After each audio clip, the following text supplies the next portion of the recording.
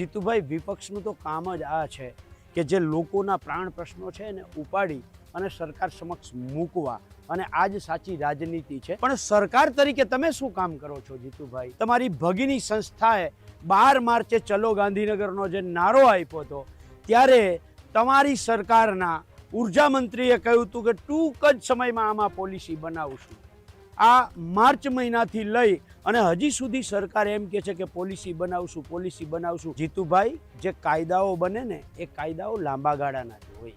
મંત્રી તરીકે આપને આટલી પણ ખબર નથી? જીતુભાઈ, આદેશ આપો તમે કે આખા ગુજરાતમાં વીજ લાઈનોનું કામ જેટકો એટલે કે સરકારી કંપનીથી ચાલુ કરી અદાણી અંબાણી સુધી તમામ કંપનીઓના વીજ લાઈનોના જે થાંભલા ખોડવાના કામ છે, તાર ખેંચવાના કામ છે, જ્યાં સુધી આ સરકાર લાંબા ગાળાની પોલિસી તૈયાર ન કરે ત્યાં સુધી એક પણ ખેડૂતના ખેતરમાં વીજ કંપની ખેડૂતના ખેતરમાં પ્રવેશ કરશે નહીં। જો તમે રાજકારણ ખેડૂતો સાથે ના કરતા હો જીતુભાઈ, તો આદેશ અપાવો, નહીતર બહુ સ્પષ્ટ થાય છે તમે અદાણી અંબાણીના ઈશારે સંપૂર્ણ ખેડૂતો સાથે રાજકારણ કરો છો।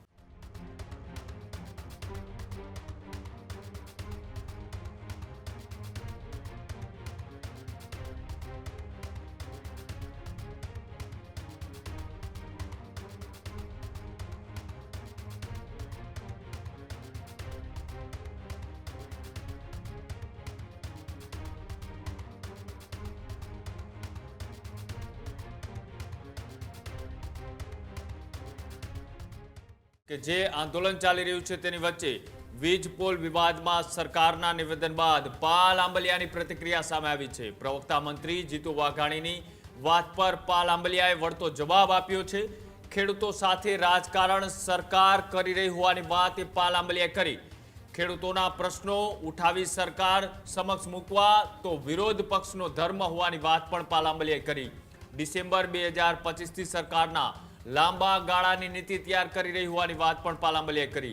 વીજ લાઇન મુદ્દે સરકાર ખેડૂતો સાથે 6 મહિનાથી રાજકારણ કરી રહી છે। માર્ચ 2026માં ઉર્જા મંત્રીએ કહ્યું કે ટૂંક સમયમાં પોલિસી બનશે, પણ સરકારમાં તાકાત હોય તો વીજ કંપનીઓના કામો બંધ કરી બતાવે। આવા પડકાર ફેંકતા પાલ આંબલિયાએ જે સરકારની કેબિનેટ બેઠક મળી હતી ત્યારબાદ વીજ પોલ અને ખેડૂતોના ઘર્ષણને લઈ ખેડૂતોની જે માંગ છે તેને લઈ પ્રવક્તા મંત્રી જીતુ વાઘાણીએ જે પ્રેસ કોન્ફરન્સની અંદર વાત કરી હતી તેનો વળતો જવાબ આપતા પાલ આંબલિયાએ સરકારની સામે આકરા પ્રહારો કરતા શું કહ્યું, આવો જોઈએ। ગઈકાલે રાજ્ય સરકારના પ્રવક્તા અને કૃષિ મંત્રી શ્રી જીતુભાઈ વાઘાણીને વીજ લાઈનો બાબતે જ્યારે પત્રકારોએ પ્રશ્ન પૂછ્યો ત્યારે એણે એવું કહ્યું કે ખેડૂતો અમારા માટે રાજનીતિ નથી, એ વિપક્ષ માટે કદાચ હશે। ત્યારે મારે જીતુભાઈને કહેવું છે કે જીતુભાઈ વિપક્ષનું તો કામ જ આ છે કે જે લોકોના પ્રાણ પ્રશ્નો છે એને ઉપાડી અને સરકાર સમક્ષ મૂકવા, અને આ જ સાચી રાજનીતિ છે અને વિપક્ષ તરીકે આ રાજનીતિ કરવી પણ જોઈએ। પણ સરકાર તરીકે તમે શું કામ કરો છો જીતુભાઈ? આ પ્રશ્ન ડિસેમ્બર મહિનામાં વાંઢિયામાં ડિસેમ્બર 2025 વાંઢિયાથી આ પ્રશ્ન સતત ચાલે છે। તમારી ભગીની સંસ્થાએ 12 માર્ચે ચલો ગાંધીનગરનો જે નારો આપ્યો હતો ત્યારે તમારી સરકારના ઉર્જા મંત્રીએ કહ્યું હતું કે ટૂંક જ સમયમાં આમાં પોલિસી બનાવશું। આ માર્ચ મહિનાથી લઈ અને હજી સુધી સરકાર એમ કહે છે કે પોલિસી બનાવશું, લાંબા ગાળાની પોલિસી બનાવશું। જીતુભાઈ, જે કાયદાઓ બને ને એ કાયદાઓ લાંબા ગાળાના જ હોય।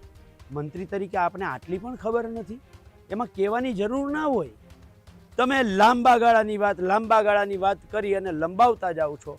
જીતુભાઈને હું કહેવા માગું છું, જો તમે ખેડૂતો સાથે રાજકારણ ના કરતા હોવ તો જીતુભાઈ, આદેશ આપો તમે કે આખા ગુજરાતમાં વીજ લાઈનોનું કામ જેટકો એટલે કે સરકારી કંપનીથી ચાલુ કરી અદાણી અંબાણી સુધી તમામ કંપનીઓના વીજ લાઈનોના જે થાંભલા ખોડવાના કામ છે, તાર ખેંચવાના કામ છે, જ્યાં સુધી આ સરકાર લાંબા ગાળાની પોલિસી તૈયાર ન કરે ત્યાં સુધી એક પણ ખેડૂતના ખેતરમાં વીજ કંપની ખેડૂતના ખેતરમાં પ્રવેશ કરશે નહીં।